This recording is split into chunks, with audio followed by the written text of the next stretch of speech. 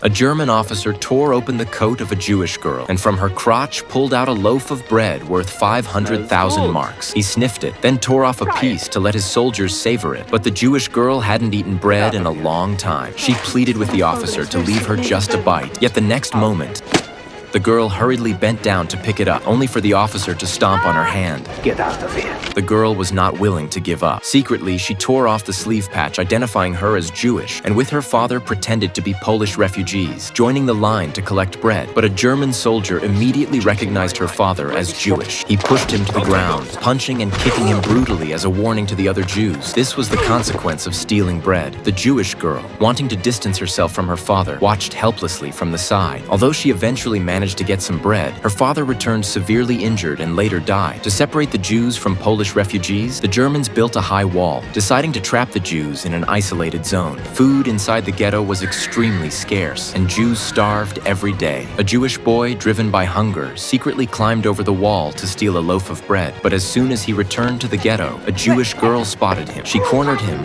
and threatened to report him to the Germans if he didn't hand over the bread. Fearing capture and deportation to a concentration camp, the boy had no choice but to give up the bread. Satisfied, the girl walked away. With the Wannsee Conference underway, the Germans decided to completely eliminate all Jews. They sent large forces into the ghetto, raiding house by house, capturing Jews, and sending them to concentration camps. Anyone who resisted or tried to escape was shot on the spot. Because there were too many Jews in the ghetto for the camps to handle, the Germans had to process them in batches, which inadvertently gave the Jews a brief window to breathe. They hid in basements, gathering together, preparing to revolt against the Germans. We're going to respond with armed resistance.